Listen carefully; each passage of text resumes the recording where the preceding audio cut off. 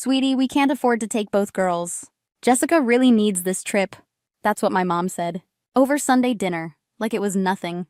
When they came home from Europe, they found the house changed. Not vandalized. Vacated. Every piece I'd ever funded was gone. I'm Amanda. For 28 years, I was their ATM and their emotional punching bag. I paid mortgages, cars, and guilt trips. They paid me with silence and labels. Selfish, show-off, ungrateful. At that dinner, I asked quietly, "What about me?" Dad didn't look up. "Honey, you can take your own vacation anytime." So I did. Just not the kind they expected.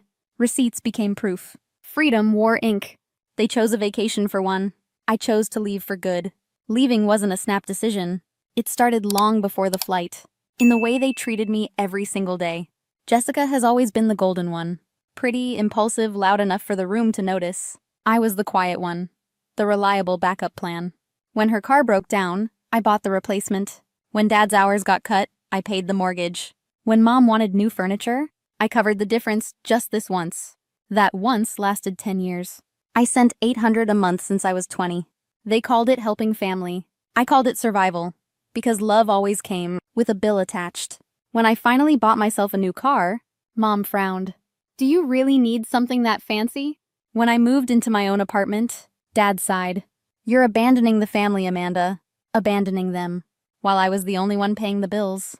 Jessica dropped out of college to pursue her passion for content. She posted brunches, bought ring lights, and somehow her overdraft became my emergency. I kept telling myself they'd see the difference someday, between helping and being used. But the more I gave, the less I existed outside their needs. Last year on my birthday, they let me pick the restaurant, then handed me the bill. "Your treat, right?" Dad joked. I laughed because crying wasn't allowed. Later that night, Mom called. "Sweetheart, Jessica's behind on rent again. You can cover it, can't you?" Her voice was soft, like guilt disguised as love. And I said yes. Again. In college, I skipped spring break to work overtime. Sent the bonus to cover Mom's card bill. Jessica posted pool photos with my caption, "Family first." She meant my wallet. Driving home, the city lights blurred. I thought about every favor I'd called love. Every time I paid to belong. And realized belonging had always been for sale. In that moment, I realized I'd been funding a family that never included me. After that dinner, something inside me went quiet. Not broken, just done. The kind of silence that comes when the truth is too loud to ignore. For the first time in years, I opened my bank statements and traced every transaction like a detective revisiting a cold case. 10 years of helping. 10 years of watching my savings shrink, while their lifestyle bloomed on my dime. The numbers didn't lie. 96,000 in mortgage payments, 47,000 in household purchases, a refrigerator, washer, dryer, furniture, Jessica's car. All of it sitting in that house. My money, their comfort. I thought about every thank you that never came. Every time they'd say, "You're so lucky you have a good job." As if my hard work was a privilege, not the reason they could afford to live without worry. That weekend, I printed every receipt, every text where they'd promised to pay me back. I made folders, color-coded, labeled, dated. If they ever questioned what I'd given, I wanted proof that my generosity wasn't a fairy tale. Then I met with a lawyer. She flipped through my documents, brows raised. "Most people don't keep records like this," she said. "I guess I learned to document everything when love came with terms." She smiled, sadly. "Then you already know your worth." She explained that legally, ownership stays with whoever paid, unless transferred in writing. Every big-ticket item I'd bought was still mine. That sentence settled in my chest like oxygen after drowning. I walked out of her office lighter. Not happy yet, but clear. For years I thought leaving meant betrayal. Now I understood. Staying had been the real betrayal of myself. I started searching for apartments in Denver, a city I'd always loved but never dared to claim. The mountains, the clean air. It felt like a life I hadn't earned yet, but maybe I finally could. At night I'd sit by my window, watching the skyline flicker against the glass. My laptop glowed with listings, each one a small act of rebellion. Between tabs for moving companies and rental quotes, I made a new folder titled My Life. For the first time, I wasn't saving documents for proof. I was saving plans for freedom. At work, I requested remote status. My manager didn't even hesitate. "You've earned the freedom, Amanda." That one sentence felt more loving than anything my parents had said in years. I stopped answering every family text immediately. paused before saying yes to another favor. Each hesitation felt like reclaiming a piece of myself I didn't realize had been rented out. For the first time, I imagined a life where my money and my peace both belonged to me. And as the flight confirmation for their Europe trip hit our family chat, I smiled to myself. The day they boarded that plane, I stopped being their backup plan. They left on a Tuesday morning. 3 suitcases, 1 oversized tote, and a promise to FaceTime from Paris. Mom kissed my cheek like she was doing me a favor. "Keep the houseplants alive, honey," she said. Jessica smirked from the back seat. "Don't miss us too much." Their laughter faded down the street. I stood on the driveway and exhaled. The air felt different, still sharp mine. By 9 a.m., I made my first call. "Hi, this is Amanda Mitchell. I'd like to schedule a pickup for tomorrow." The moving company specialized in delicate transitions, families splitting assets, quiet separations, stories that didn't need retelling. Patricia, the coordinator, didn't ask for details. She just said, "We'll handle it carefully." That night, I walked through the house one last time. Every corner whispered with memories I no longer wanted. The fridge I bought humming in the kitchen, the washer spinning softly in the garage, the couch where I'd once cried behind Jessica's laughter. Everything here bore my fingerprints, except love. I took photos for documentation, each click a small goodbye. It wasn't vengeance, it was accounting. Wednesday morning, the trucks arrived. 2 men in uniforms, polite, efficient. I handed them my folder, receipts, inventory, serial numbers. They didn't need explanations. They'd seen this story before. The refrigerator went first, then the furniture, the washer, the new TV, Jessica's vanity desk. Piece by piece, the illusion of family comfort disappeared. By late afternoon, the house looked hollow, like a stage set after the curtain fell. I left the old couch in the living room, the faded floral one Mom used to hate. It felt poetic, leaving them with their past. Before locking the door, I placed an envelope on the counter. Inside, receipts, copies of statements, and a letter. Mom, Dad, Jessica. Everything I've taken was paid for by me. For a decade, I funded your lives while you called me selfish. I'm done being useful only when it's convenient. Consider this repayment for every favor that became obligation. The house you return to is the one you built, without me. I slid the key through the mail slot. The sound was final, like a door closing on an old version of myself. Driving away, the rearview mirror showed nothing but sky. No guilt, no fear, just quiet. That night, I slept deeper than I had in years. My phone lit up with missed calls, but I didn't answer. They were still somewhere over the Atlantic, blissfully unaware that their return ticket was to a stripped home. By the time their plane landed, I'd already crossed the state line and crossed out the role they'd written for me. The sunrise that morning hit different. No weight on my chest, no names in my inbox demanding more. For the first time, the silence felt like peace. Not absence, but beginning. And that beginning was mine. They landed on a Sunday night. My phone started buzzing before I'd even finished unpacking boxes. First Mom, then Dad, then Jessica. And one text that said it all. "What have you done?" I didn't reply. Instead, I poured myself coffee, sat by the window.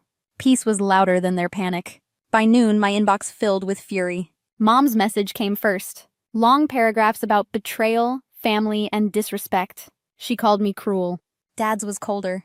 "This is theft, Amanda. You can't just take what you gave." And Jessica? Her voice note was a minute of sobbing. "How could you ruin my life like this?" I almost laughed. Ruin her life? I'd simply stopped financing it. That evening, my lawyer called. "They filed a police report," he said calmly. "Claimed you stole their property." I sighed. "Let me guess. No receipts, no proof?" He chuckled. "None. I already sent documentation." "The officer said you have the weaker case." For once, justice wasn't loud. It was quiet, patient, methodical, like me. The next morning, I woke to an email from Dad. Final line, "You'll regret this when you're alone." I wrote back one sentence. I've never been less alone in my life. Days passed. The messages kept coming. Threats, guilt trips, rewritten histories. They said I'd had a breakdown, that I was unstable, that I'd lost touch with family values. But each accusation felt weaker than the last, because truth has a calmness lies can't imitate. 2 days later, Jessica called from an unknown number. I answered. Her voice was small. "Amanda, please. We came home to nothing." "I left what was yours," I said, "and took what was mine." "I can't work without my setup," she whispered. "Then build it yourself," I said. "Like I built mine." She tried one more angle. "Mom's been crying for days. Be reasonable." Reasonable was 10 years, I said. This is fairness. Silence stretched. Then a sniff. Do you hate me? I don't, I said. I just stopped funding you. I notified building security. Family not allowed past the lobby. Boundaries aren't cruelty. They're instructions on how to love me. Then a certified letter arrived. A lawsuit threat.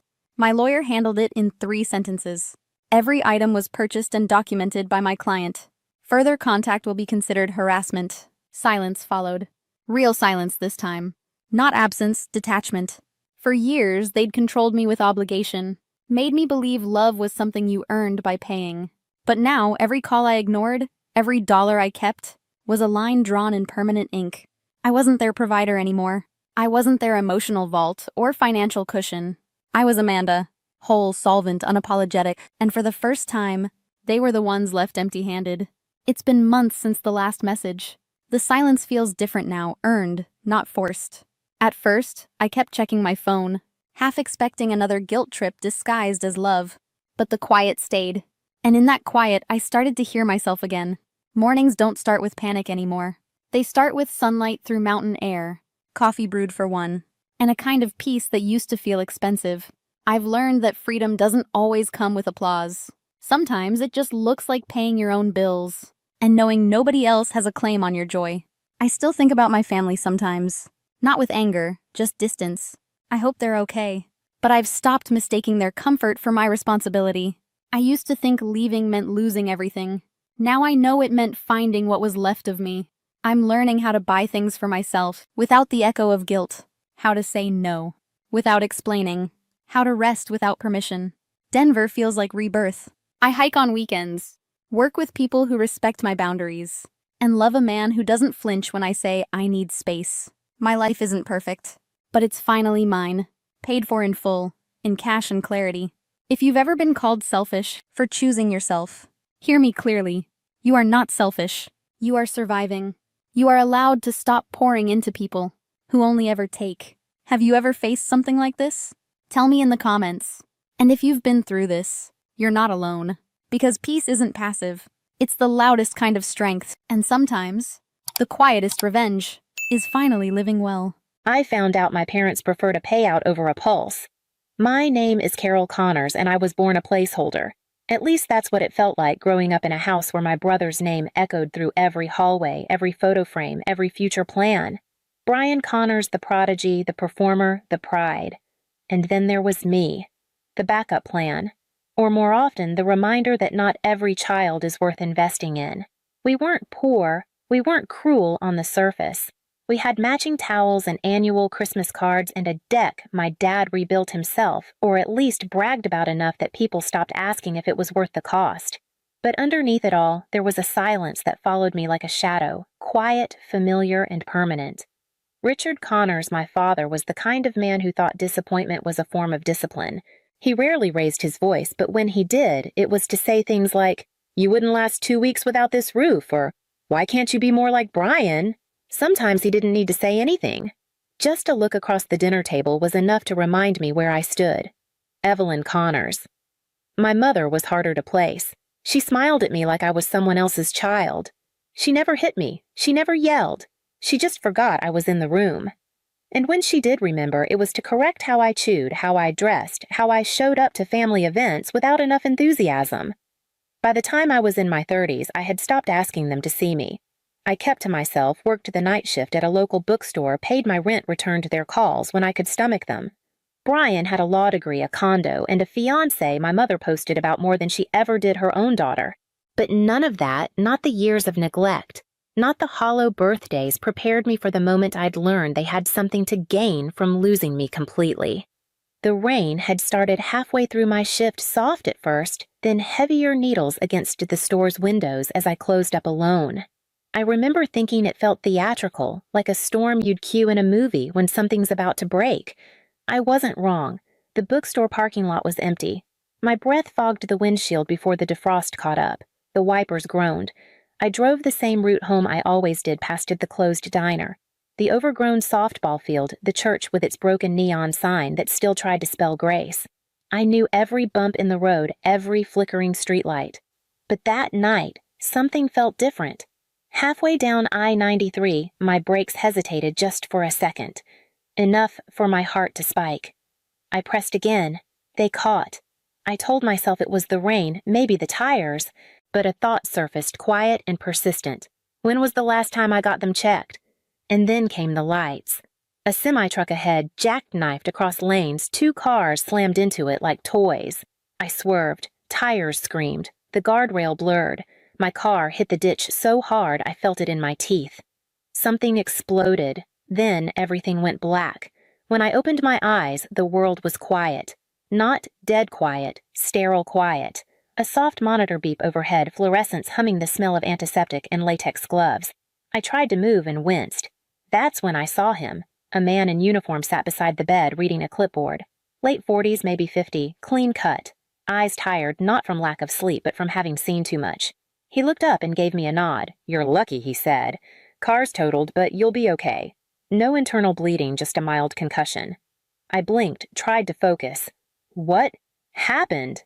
"We found your ID near another vehicle. Completely burned out. Couldn't ID the driver." He paused. His voice shifted. "Your parents. Think you died in that car." I stared at him. "What?" He looked away for a beat, then back. "I'm Officer Mark Tyler, and I'm here because the paperwork already started moving. Insurance claim. Death notice. Fast, almost too fast." My throat tightened dry and sharp. "They didn't call the hospital I asked." He shook his head. "They didn't even ask if you made it. They filed. Within 24 hours. I could have told Officer Tyler to fix it. To call the state records office, stop the paperwork, inform the insurance company I was alive and well if bruised. But I didn't. Instead, I asked him something I'm still not sure he expected. What happens if we don't tell them yet?" He studied me long and careful. "You mean, let them think you're dead?" I nodded. "I want to see what they say I told him, what they post, who shows up. I want to hear the words they use when they think I can't hear them." For a moment, he said nothing. Then slowly, he set the clipboard down. "All right," he said. "But if we do this, we do it right. No contact, no social media, I know a place. Off-grid. No one will find you." That's how I ended up in a one-room cabin tucked beside a lake I'd never heard of, with a chipped mug, a scratchy wool blanket, and a silence so loud I could hear the thoughts I'd been dodging for years. Tyler checked in once a day, brought food, no questions I wasn't ready for, just simple things. Did I sleep? Did I eat? Was I okay? On the second day, I said yes to all 3. On the third, I stopped lying. It rained again that morning. He came back from town holding a folded program. "They printed this," he said, handing it to me. The front had a photo of me from middle school science fair braces, one hand awkwardly holding a second-place trophy. I hadn't seen that picture in years. Underneath it read, "She was quiet, but tried her best." I sat down hard. Not from shock, from something colder, the kind of numb that starts in your spine and spreads like fog. Even dead, they couldn't say anything real. "Do you know the payout?" I asked him. He hesitated. 1 million. I didn't speak for a full minute. $1 million. That was what I was worth to them. Not a phone call, not a visit to the hospital, a number. "They filed everything within 24 hours, Tyler said again, voice low. "Didn't even wait for a body confirmation." I nodded. "Then let's give them what they want." "You sure know," I whispered, "but I'm tired of disappearing without ever knowing what it looked like." Sunday morning, the sky was too clear for a funeral. I wore black slacks, a plain white blouse, and tied my hair low. No makeup, no jewelry. Just enough to disappear into the room before I chose to be seen. Tyler drove me into town and parked 2 blocks from the church. He handed me a badge his own, then looked me in the eye. "If this goes sideways, I'm right behind you." The sanctuary smelled of lilies and old carpet. I slipped through the back door and stood beneath the balcony where the choir used to sing. The casket sat at the front draped in white, closed of course. There was no body, just air and weight and the lie they had polished until it looked respectable. My mother, Evelyn Connors, sat in the first pew in a navy silk dress, dabbing her eyes like it was opening night and she'd memorized her lines. My father, Richard, stood near the aisle, speaking in a low voice to an insurance rep with slicked back hair and a briefcase on his knee. A few rows behind Brian leaned back, arms crossed, expression unreadable.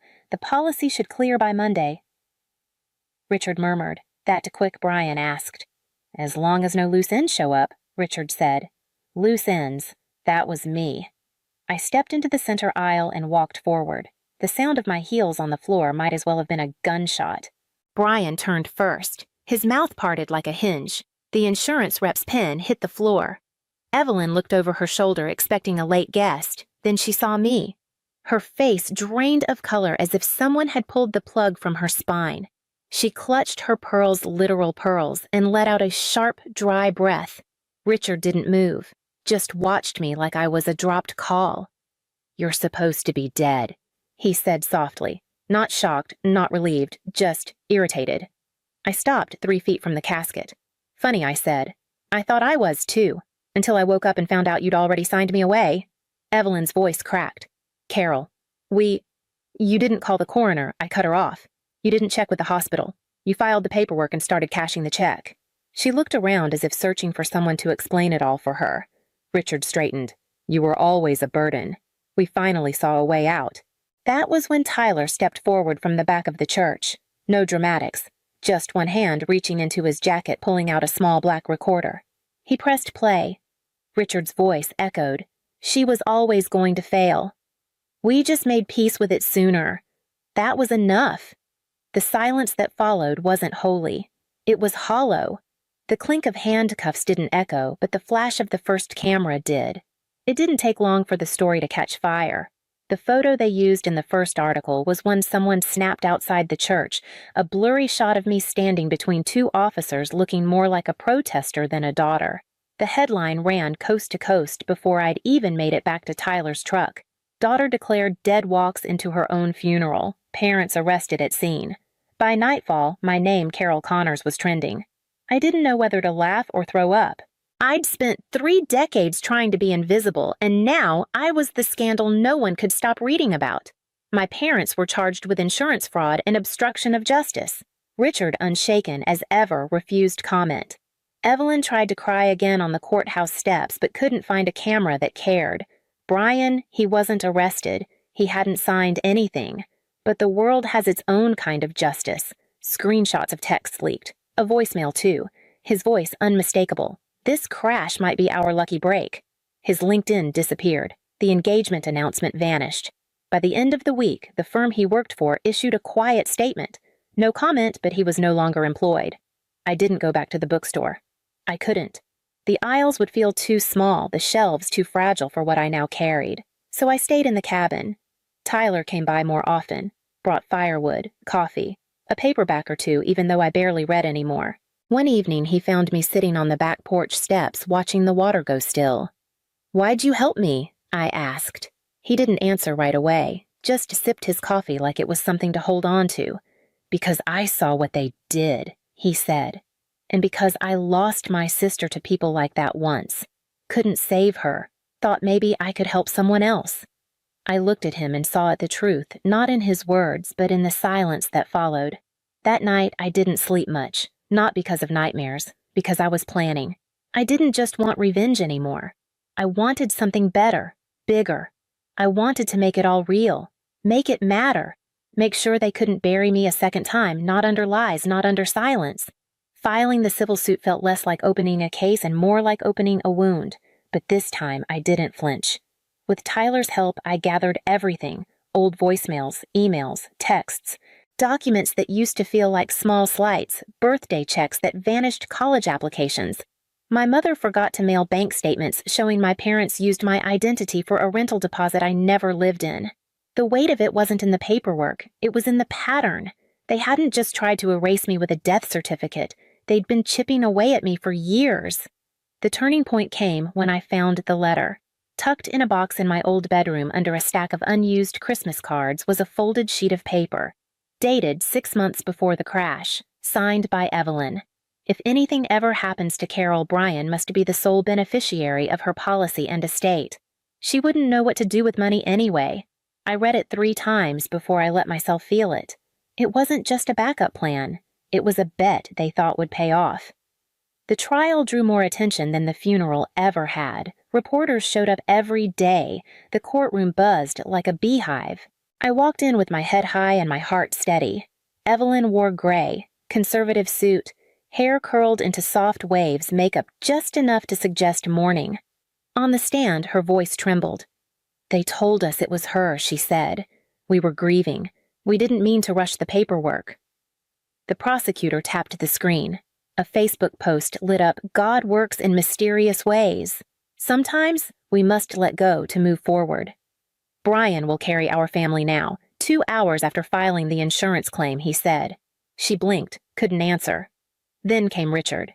He didn't bother with performance. When asked why he didn't verify my death, he leaned back and said flatly, "Because it didn't matter. She was always going to fail. We just made peace with it sooner." The air in the room changed. You could feel the jury shift in their seats, a collective inhale held too long. But I wasn't finished. When it was my turn, I brought the letter. I read it aloud, every word. My voice didn't shake. Then I told them the part no document could capture. They didn't mourn me. They didn't even wonder if maybe I was still out there bleeding somewhere. They just made a call to the bank, booked a vacation, buried an empty box, and made peace with the fact that they were finally free of me. It took the jury less than 2 hours. Guilty on all counts. But this time, the victory didn't feel like closure. It felt like clearance. The road was open, and I was the one walking it now. I didn't go quiet after the trial. Some people thought I would, that I'd retreat again, slip back into whatever shadow I used to live in. But I'd already been buried once. I wasn't climbing back into the ground. Instead, I spoke. I told my story on podcasts at shelters to students and survivors and strangers who wrote to say, "This happened to me too." I wrote a book, Buried Alive, the daughter they tried to cash in. It wasn't polished, it wasn't bitter, it was honest. It became a bestseller. I donated the profits to start something I wish had existed when I was 19, and scared and convinced that being unloved meant being unworthy. The Phoenix Foundation opened its doors 9 months after the trial. It wasn't grand, just a converted community center with 3 bedrooms, a shared kitchen, and a garden the local seniors helped us grow. But it was a beginning. We took in kids who'd been kicked out, cut off, scapegoated, erased. Not cases, not causes, just people trying to make sense of what it means to survive your own blood. One night, a girl named Mariah asked if she had to earn her keep. I told her no. "You already did," I said. "You made it through." The more I spoke, the more I listened, and what I heard again and again was this: they didn't hit me. They didn't scream. They just made me feel like I didn't count. I knew that feeling like an old song. And every time I looked around that kitchen, every time someone laughed over spaghetti or fell asleep on the couch halfway through a movie, I thought, this is the family I built, not the one I survived. 3 years later, I stood in a quiet meadow behind the shelter. The grass was soft under my shoes. The air smelled like paint and fresh soil. A group of teenagers were finishing a mural on the side wall, brushes moving like they'd done it 100 times. At the center of the mural was a woman rising through flame, wings of firearms, lifted eyes open, not crying, not broken, just rising. Beneath her in block letters, "You are not disposable." I stared at it for a long time. That version of me, the one who begged to be chosen, who memorized the shape of her parents' silence, was gone. Not buried in a casket, but burned out of me by the fire they lit when they tried to profit off my name. Evelyn was denied early release after faking illness in prison. Richard worked warehouse jobs and tried to sell a book about forgiving your ungrateful children. No one picked it up.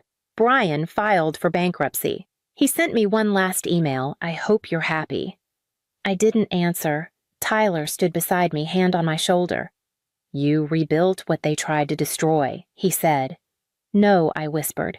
"I built what they never could. They called her a burden, filed papers instead of calling a hospital, buried an empty box and toasted their freedom. But she didn't haunt them. She outlived them.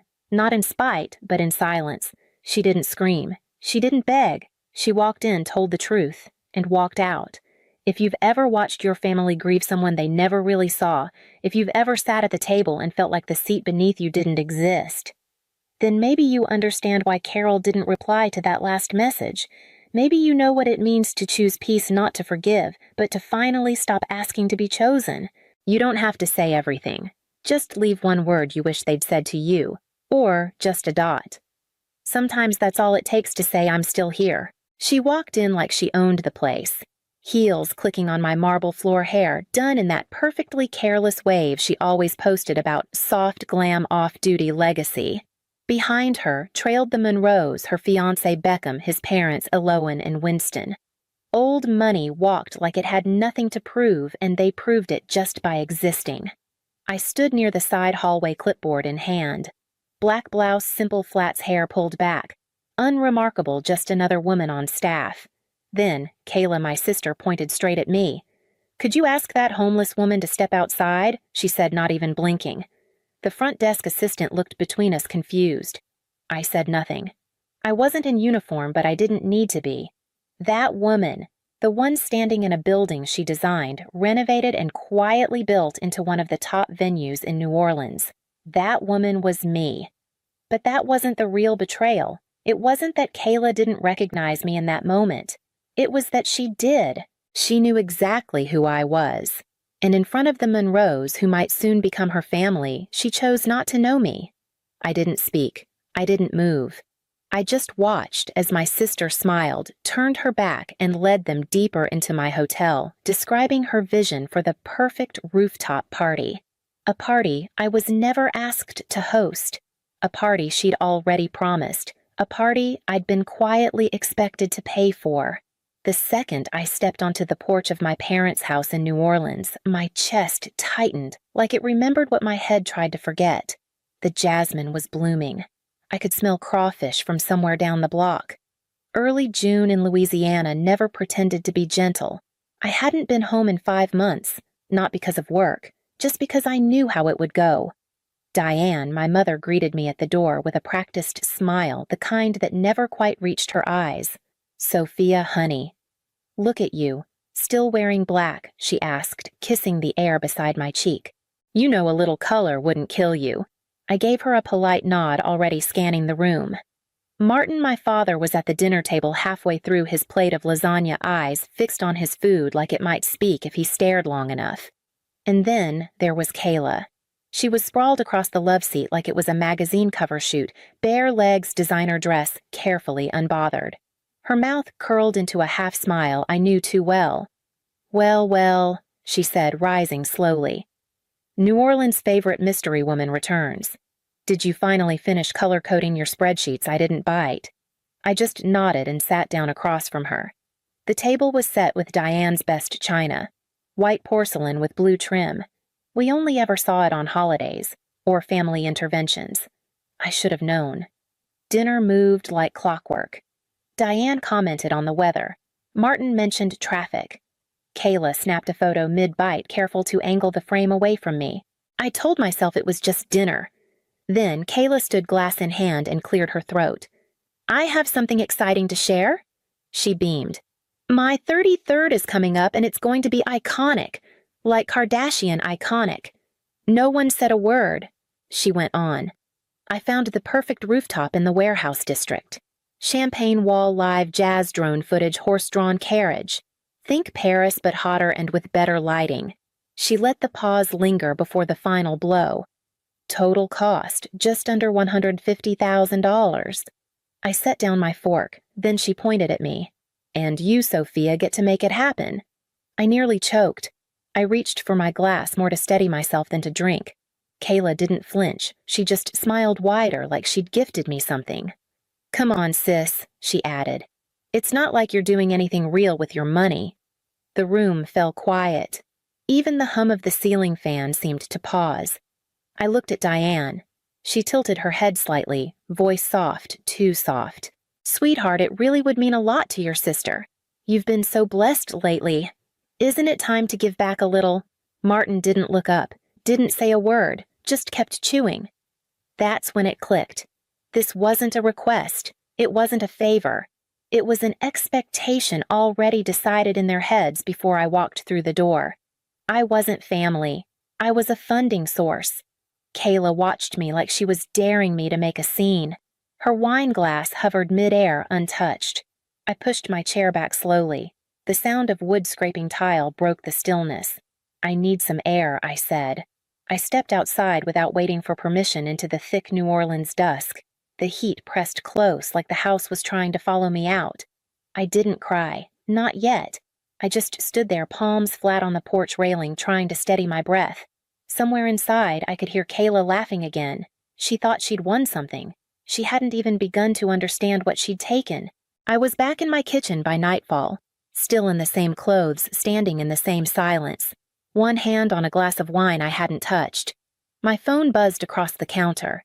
It was a message from Valerie, my operations manager, and lately the only person in my life with an intact emotional radar. Check Kayla's story. Now. I didn't want to. I already knew it wouldn't be good. But I tapped open the app anyway, and there it was. A reel, split screen, left side Kayla in full glam sipping champagne with her event planner. Right side a shaky clip of my car pulling into my own driveway windows down 10-year-old paint job catching the porch light just enough to look dull. The caption, "When your rich sister lives like she's in witness protection." The comments were already stacking up.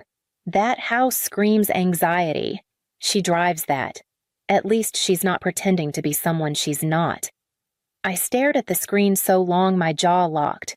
The kind of tight that starts behind the teeth and spreads down your neck. There were 1,000 things I could have said, 1,000 receipts I could have posted. But I didn't. I just watched. Not because I was shocked, but because I wasn't. Not really. She thought this was about a birthday party. She had no idea what she'd just started. She didn't knock. Diane, my mother, never made appointments. She breezed in like the office still belonged to her, arms full of something wrapped in foil and a tote bag that didn't quite close. "I thought I'd stop by," she chirped, setting a Tupperware container on my desk. Banana bread. Still no receptionist. You really should make this space more welcoming. I forced a smile. "Hi, Mom." She sat without being asked. Looked around like she was inspecting the life I'd built. "You're working too hard. You always do. Just like your father, except he never understood money. That part you got from me." I stayed quiet. Through the frosted glass, I could feel Valerie's eyes on us waiting for a signal. I didn't give one. Diane reached into her handbag and pulled out an envelope. Cream-colored, thick. She placed it carefully on top of the banana bread. "I brought something for you to look at," she said lightly, like it was a recipe or an old Christmas card. I opened it. Inside, a printed budget breakdown. At the top, in bold, Kayla's 33rd dream event. Halfway down, highlighted in pink, venue contribution Sophia Calder, $150,000 confirmed. My throat dried out. Confirmed, I said, my voice sharper than I intended. By who? Her smile didn't budge. "Sweetheart, let's not make this harder than it needs to be. You know Kayla doesn't have that kind of money. And your father and I, well, we're on a fixed income now. She's your sister." I set the envelope down like it might bite. She humiliated me, publicly. She was being playful. She mocked my home, my life. She's going through a phase. I stared at her. Not the face, not the eyes, just the space between us, like I could see the shape of the expectations floating there. "I'm not asking," she said finally. "I'm showing you the plan. You've always been the responsible one. This is just what's expected." That word again. Expected. Not requested, not discussed, just decided. She stood and smoothed her blouse. "Let me know if you want me to send over the planner's contact. You're going to love her. Very boutique." Then she left perfume hanging in the air like something expensive and unfinished. I didn't touch the bread. I didn't tear the paper. I didn't even blink. I just walked to the window and stood there until the light outside dimmed and the weight of everything I'd once mistaken for love started to settle into something else. I didn't turn the lights on when the sun went down. I just sat in the kitchen, one hand on the stem of my wine glass, the other still resting on my laptop, unmoving. The banana bread was still there, wrapped carefully, like an apology disguised as a favor. I used to think that recipe meant love. Now it felt like a warning label wrapped in sugar. I opened my freezer, slid the container in between a bag of frozen peas and an old bottle of vodka, and closed the door without hesitation. Then I just stood there, the hum of the refrigerator the only sound in the house. A memory came uninvited. I was 10. Thin hospital sheets, fluorescent light, beeping machines. I'd been sick, something viral, and my mother never left my side. "You saved me," she whispered one night, brushing hair from my forehead. "You gave me something to live for, Sophia." I believed her. Until the next night when I overheard her on the phone with Martin, her voice sharp, angry. We gave up everything for her. I quit my job. You're working nights like a mule. I don't care what it takes, we are not leaving her in some godforsaken facility." The next morning she kissed my forehead and smiled like nothing had happened. "We gave up so much for you, sweetheart. Just promise you'll never forget that." And I never did. Until now. I was back at my desk the next morning before the cafe across the street turned its lights on. Emails, invoices, floral vendor requests, it all blurred. My hands moved, but my mind didn't. Then, Valerie walked in holding a manila envelope like it might explode. "Courier dropped this off 10 minutes ago," she said, setting it down slowly. "From Kayla's fiancé's assistant, labeled urgent. Guess whose name it's addressed to?" I flipped it over. "Miss Sophia Calder." Beneath that, the gold-embossed logo of Monroe Events Group. Inside was a thick packet, glossy pages, gold-trimmed tabbed sections, a venue contract, not Somerset, a third-party rooftop downtown, one of those overpriced places known for chandeliers and champagne walls. They'd penciled in a family contact section. "Family Financial Liaison, Sophia Calder. Signature required." I scanned to the fine print. Page 6, Section 4.3. In the event the primary booking party fails to remit full payment within 30 business days, the listed family contact assumes responsibility for all unpaid balances, penalties, and legal collection costs. I read it twice, then laughed. Dry short. She really thought I wouldn't read this. Valerie leaned against the table. "She thought guilt would sign it for you." I didn't answer. My fingers curled slightly around the edges, not to tear it, just to feel it resist. Then I slid the whole packet into my drawer and labeled it in my mind. Evidence. If she put half this effort into managing her own finances, she wouldn't need a backup wallet with my name on it. Saturday mornings at Somerset used to be my quiet rhythm, checking linens, lighting floral deliveries, a private orchestra tuning itself before the day's performance. That morning, the air felt different. Valerie trailed behind me, tablet in hand, eyes narrowed. "Did you approve the white gardenias for next weekend's VIP?" "No," I said. "I haven't touched that calendar yet." She stopped. "Well, someone did. Along with imported candles, a sound permit for live music, and..." She turned the screen toward me. "Client SC3. Kayla's initials." My chest didn't tighten. It didn't have to. I already knew. We headed straight to the booking logs. I bypassed our external system and checked the core calendar. There it was. Somerset Grand Luxe Package booked under a third-party agency. Date Kayla's birthday weekend. No call, no message, no acknowledgement. She booked my venue like it was a hotel room, like I was a stranger. Valerie's voice dropped. "She's trying to force your hand. If everything's already in motion, you'll look petty canceling it." I didn't speak. I opened the surveillance archive. Timestamp 8:42 p.m. the night before. And there she was. Kayla. High heels clicking on the marble, arms flailing as she pointed around the ballroom, laughing, directing a planner I didn't recognize. She spun in a full circle, gesturing toward the terrace like it was her private stage. "She's acting like she owns the place," Valerie muttered. I leaned back, arms crossed, gaze fixed on the screen. "She thinks I won't touch her in public." Valerie said nothing. She understood the stillness. Kayla thought this was a game of optics, grace, and passive dominance. But she was on my ground now, and in my house, the rules are different. Don't cancel anything I said. Not yet. It was a Wednesday afternoon, warm and silent. I was working from my home office windows, cracked just enough to let in the scent of gardenia. I'd found a rhythm again, sorting contracts, adjusting floor plans, sipping a second coffee that had gone cold. Then my phone buzzed. A message from Valerie. "You might want to check ballroom camera 3. It's happening." I didn't reply. Just opened the feed. There she was, Kayla, storming across the floor of my ballroom like it owed her something, 5-inch heels arms already mid-rant. "This is the color scheme," she snapped, waving at the half-finished centerpiece. "This looks like a middle school prom." The decorator froze. The florist flinched as Kayla plucked a rose and flung it to the ground. "My followers are going to drag me for this." A staffer passed arms full of linens. Kayla snapped her fingers. You linen girl, that's not the fabric I ordered. Is anyone here literate?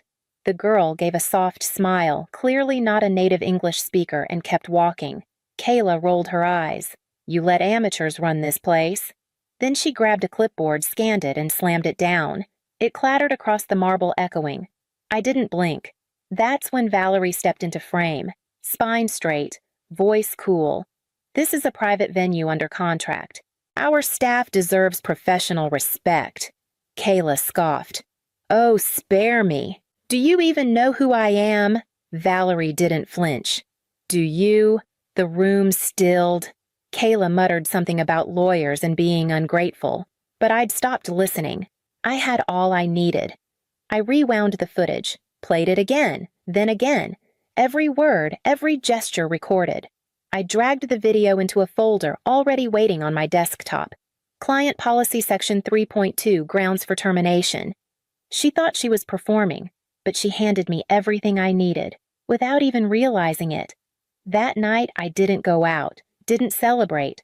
I just sat at my kitchen table, lights off except for the dim glow above the sink, letting the stillness settle. Then my phone buzzed. A message from Martin, my father. Can we talk? I hesitated. Then I tapped call. He picked up on the first ring. Hi, Princess. I didn't answer. He cleared his throat. I just think, maybe don't push things further, okay? It's still her birthday week. That was it. Not you handled that well.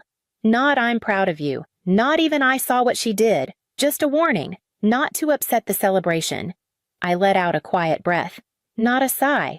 Something smaller than that. I stood right in front of you all, I said, voice calm. And you still didn't see me. He was silent. Then, it's not like that. It is exactly like that, I said. It always has been. He tried again. We just want the family to stay intact. I didn't let him finish. It's never been intact, I said. It was built around Kayla like a house of cards. He didn't argue. And I wasn't angry. Not anymore. I'm not mad, I said softly. I'm just done. He paused. You don't mean that. I do. Then I hung up, and for the first time in years, I didn't wait to be called back. 2 weeks passed, no headlines, no public apology, no whispered family fallout, just silence. And the silence didn't echo anymore. It settled. I was in my kitchen that morning sorting contracts over lukewarm coffee when an email appeared. Subject, I'm sorry. From Martin Calder. I clicked it before I could change my mind. You were right. I should have stood up. I'm sorry. Dad, that was it. No explanation, no excuses. No. But you know how she is. Just one clean sentence. I read it 5 times, then I deleted it. But I smiled when I did. Somerset hadn't slowed. If anything, it had bloomed. 3 weddings in a month. 2 corporate galas. A fundraiser with media interest. Valerie fielded inquiries from planners in 4 different states. Ilawan Monroe's niece reached out, she said one morning, tablet in hand. She asked for you directly. Of course she did, I said. We'll take good care of her. Later that same day, a blog notification lit up my phone. Influencer event canceled, Somerset. Denies involvement, speculation, Mounts no names were mentioned. But they didn't need to be. Out of curiosity, I checked Kayla's profile. The latest video had no makeup, no music. Comments turned off. She stared into the camera for 2 full minutes before speaking. I didn't finish watching it, not because I couldn't, because I didn't need to. That evening, I walked outside with a glass of wine and left my phone face down on the kitchen counter. The porch was warm with the fading sun. The street quiet except for the rustle of live oaks and the sound of jazz drifting from a bar down the block. I didn't feel tension anymore, just breath. That morning, I'd driven past my parents' house, slowed for half a second. I didn't stop, not out of bitterness, because I didn't feel the pull anymore. For years, I thought peace came when people finally apologized, when the scales tipped, when they saw what they did. But peace isn't loud like that. Peace is deleting the message without replying. It's walking past the person who once owned your silence. It's saying no and not explaining why. I sat down on the porch steps, the glass cool in my hand, and I thought of all the times I kept quiet, not out of grace, out of training. I'd learned to shrink, to smooth over, to fill in the silence so no one else had to feel discomfort. I thought that was love. I thought that was loyalty. But shrinking never saved anyone. You can love your family and still draw a line. You can walk away without hating them, and you can stop asking people to value what they've made a habit of dismissing. I didn't win because I was louder. I won because I finally listened to myself. The porch light flickered on above me. A soft glow. No fanfare. And I let it stay like that. Just breathing. Have you ever felt invisible in your own story? Have you ever carried guilt that was never yours to begin with? Tell me in the comments, not for them to hear, just so you know you're not alone.